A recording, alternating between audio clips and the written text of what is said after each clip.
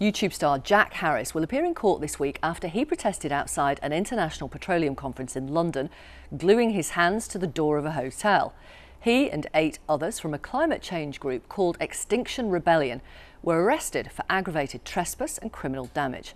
Jack Harries, who's 25, became well known through the YouTube channel he started with his twin brother called Jack's Gap, which has nearly 4 million subscribers. Extinction Rebellion was started at the end of 2018 with the aim, they say, of driving radical change through non-violent resistance. Jack has been explaining what motivated him to get involved with the movement. As my work as a documentary filmmaker, I've spent the last 4 years making short films for YouTube. The first film I made that sort of set me onto the path that I'm on now was a short film where I travelled to Greenland to go and see the effects of glacial retreat, and that was with the WWF, the World Wildlife Foundation. And that trip sort of totally opened my eyes to the realities of climate change, which is obviously a huge issue at the moment. And since then I've had the opportunity to travel to Somaliland to go and cover drought, to the island of Kiribati in the South Pacific to cover sea level rise.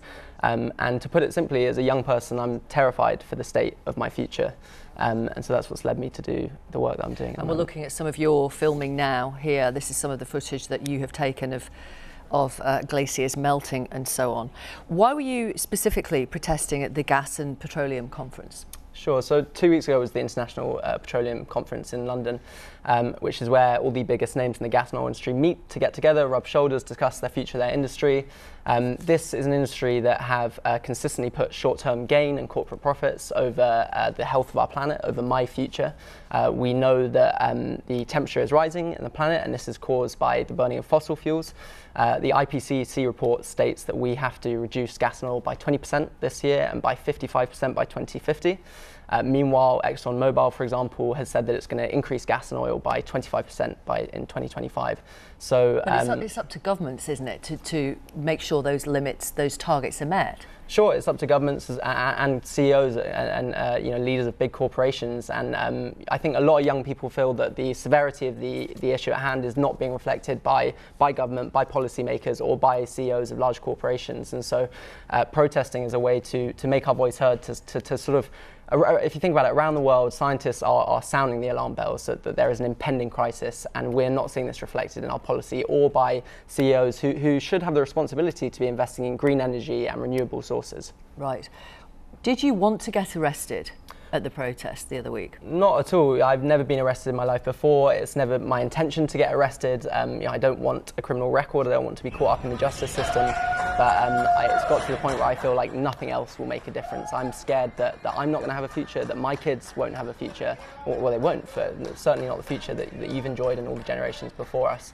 And so I think a lot of young people feel that they have run out of options in order to make their voice heard, and that was why I took the action that I did. This is footage filmed by your partner. I mean, one of the founders of Extinction Rebellion, Roger Hallam, says, emailing, writing letters, going on a march, it's no good. We need about 400 people to go to prison, maybe 2,000 to 3,000 people to get arrested. You achieved that. But you say that wasn't the aim.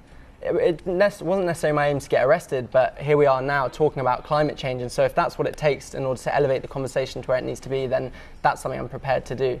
I didn't enjoy being in a cell for 13 hours. I don't necessarily advocate for other people to go and get arrested, but unfortunately that's what it takes in order to elevate this conversation to where it needs to be. I mean, we're talking about a severe issue. We're talking about drought, forest fires, sea level rise, which may lead to, will lead to mass migration, poverty, disease. I mean, our future is looking apocalyptic, for use of a better word, and we have to be having this conversation now, and we have to be making change, and it's as though we're sort of sleepwalking into this crisis. And there are many who will agree with you. Many watching right now who will agree with you. On the other hand, you're also using up police time and resources, which we know is scarce, when the police are stretched at the moment for all the reasons that we are discussing.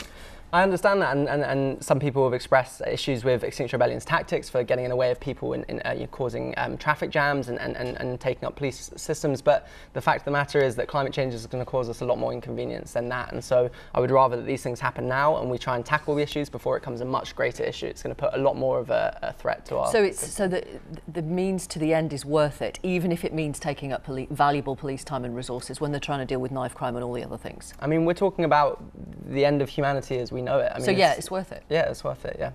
And I wish it wasn't. I wish that our government would enact change as we've asked for. I mean, protesters have been saying the same things for 20 years. My mum was a climate activist, and she was going out doing the same things when I was 13 years old. And so this is something that we've been trying to talk about for a long time, and nothing is working, and so we have to up the ante. But the government has brought in targets, is achieving some of those targets, is changing our energy sources to renewable energy sources, is phasing out diesel and petrol cars. Stuff is being done. You've got to acknowledge that. Stuff is being done, and I acknowledge that, but it is not being done nearly fast enough. So Extinction Rebellion has three main requests, and Extinction Rebellion is a group of everyday people who are desperately concerned for their future, and we're talking teachers, lawyers and scientists, and they've come together to form this group, and they have three main requests, and one is that the government are just honest about the state of the crisis we're in, which they're not entirely, and the media too. But they're not they're not telling lies, are they? Well, they're not talking about what we need to do. Right, but that's not being dishonest, is it? Sure. That's not giving it as much attention as you would like. Sure, but I mean, do you think that we're doing everything we can be doing around climate change in your own opinion? Doesn't really matter what I think.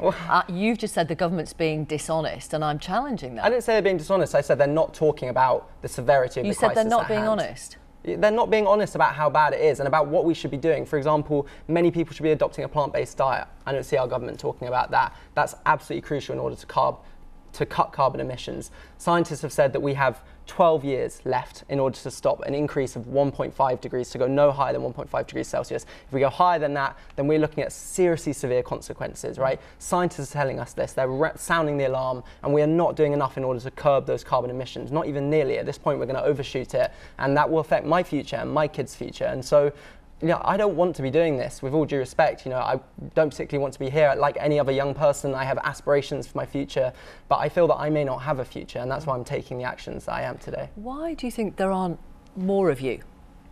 I think that many people are scared to speak out about the environmental crisis for fear of hypocrisy, and I totally understand that. I mean, like Prince Harry was accused of being hypocritical last week, talking to young people about climate change and being kinder to the environment, but then he'd got a helicopter from wherever he'd got a helicopter from and to. Sure, and I travel around in cars, I fly to go to these places to tell these stories, and so we're all complicit in this argument. But I think we have to move past blame. We have to agree that we're all totally complicit in this, and we can't point fingers at each other, because I think if you have to be a perfect environmentalist in order to have this conversation, then no one's going to be able to have the conversation, and we're not going to get anywhere, and I think that's why we've stalled so far up until now. Shouldn't you lead by example, though? Well, I am trying to lead by example. So personally, I've had a plant-based diet for 5 years. It's something I talk about online. I've never felt better for it. It's helped me cut down my carbon emissions. I've cut down my flights. I only try and travel when it's telling stories about the environment to try and create change. I've cut down my travel. I cycle as much as I can. So I do try and lead by change. But fundamentally, I think that young people around the world are leading by change. They are making drastic changes in their lives. But who we're not seeing lead by change is policymakers and the government. And that's who should be setting the example, and CEOs of large corporations.